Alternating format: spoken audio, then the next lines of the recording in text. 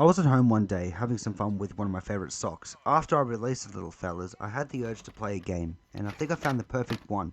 Addams Family Values on Super Nintendo.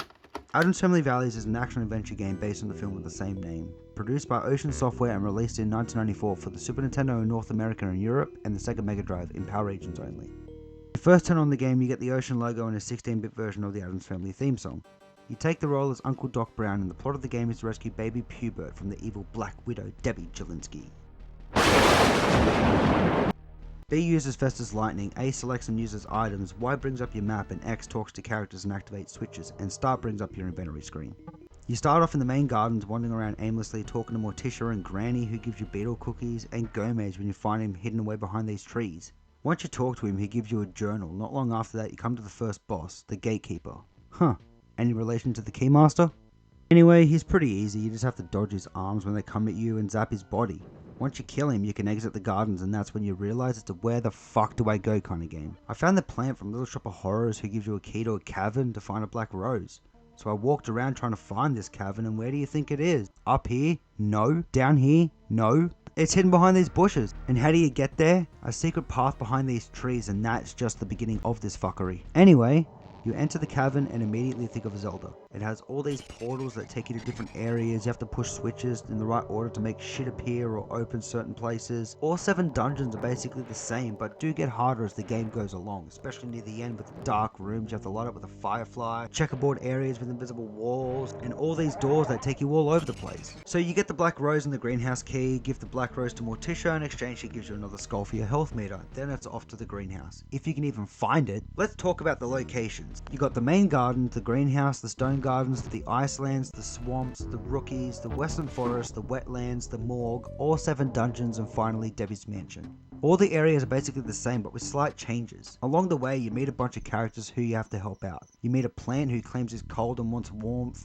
a weird pink Cubert looking thing named Fweep who asks you to help him find his voice, Wednesday and Pugsley who need a candle and pumpkin to finish their game of Hunt the Psychopath, Jip who is stuck in a bubble and can only be freed by a black cube, Lurch gives you a bowling ball, Granny gives you more cookies, Thing gives you the key to the final dungeon, and Cousin It to get a password. Let's talk about Cousin It. Like I just mentioned, the only way to save your progress is with a password, and the only way to get that password is to find Cousin It. And where is he exactly? In the fucking swamps. After you die, you get a cool game over screen, then it's back to the title. What's that? A continue option? Well, I want to continue. Oh, what the fuck. You start where you died, which is a good idea, but you have no cookies left and you're basically almost dead. What's even the point of having a continue option? You better get used to backtracking to the swamps because it's the only way you will progress in this game. So if you make it to an area that is far in the game and die, oh trust me, you will, that means entering the long ass password, start at the swamps, then travel all the way back to where you died just so you can try again. What kind of person thought that was a great idea? Stupid dicks. What are the weapons? Well, like I mentioned before, you get Festus Lightning ability from all the electricity his body has absorbed over the years, small rocks that are pretty useless, blue marbles that can be purchased from a gargoyle in the desert for a price of small rocks, magical seeds you get from a feed me plant in the swamps, swamp slime you get from Jip, shockwave which is located in dungeon 6, and a bowling ball from Lurch which can be used to break down cracked walls. The way to find Lurch is annoying. You have to find Fweep, who is in the western swamps near the Transmansion Express, the TME for short. Transmansion Express allows you to travel to different parts of the map from the northern to the southern, and he tells you that some fat guy is stuck and you need a slimming potion to get him out. Of course Festa offers to blow him up,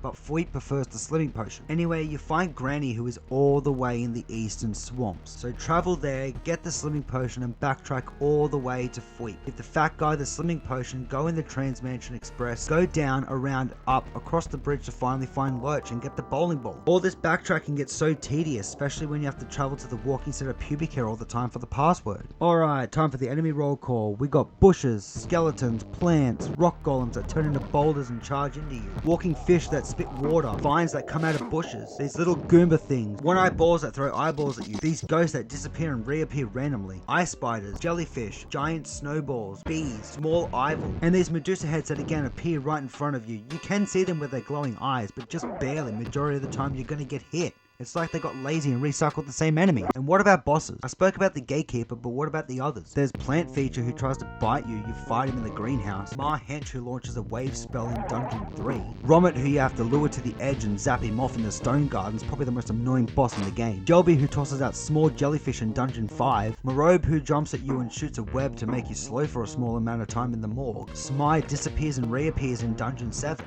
If you manage to make it to the 7th dungeon, be ready for more chessboard rooms with invisible walls and switches you have to press in the right order, warps that take you all over the place and make you confused as fuck as to where you've been. I shouldn't have to draw my own map, I shouldn't have to go back to Cousin It. If I want to save, just give me some checkpoints so I don't have to do this shit all over again. After all that, you make it into the sewers, burst open the wall by pushing more switches, and finally you made it into Debbie's mansion. And this is it, the final area of the game. It consists of more puzzle solving, like going into rooms, pushing a book, going back out and into another area, doing the same thing. If you manage to do all that, you will eventually find Morobe again and she offers you a black egg. Whatever you do not take the egg, as it takes half your health away. Just continue on the path and you'll eventually come face to face with the she-bitch herself, Debbie. But she decides to be a succubus and summon her 3 boys. I didn't know Debbie made a deal with the devil in the movie. We are now on the final boss. This fight can be very annoying. The first guy throws these fireballs at you, just try to dodge them and attack when you can and he will die. The second guy is a lot faster and shoots these blue fireballs. He's a bit harder and I found he takes a bit more damage to kill. The last guy is basically the second guy, just split into 3 and they don't shoot anything. Instead, they rotate in a circle that just gets big and small. Just avoid them flying into you and zap when you can, and that's it.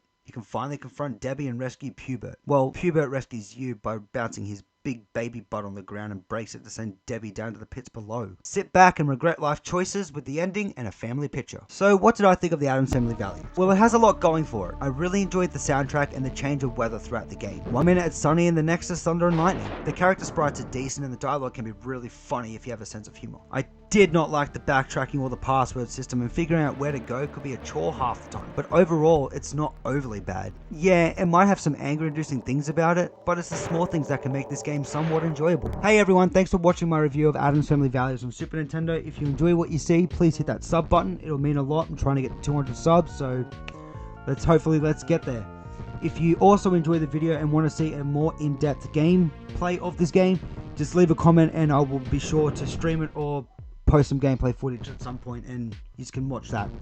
Again, thank you so much for watching this. This took me so long to edit, so thank you so much and I hope you enjoyed it.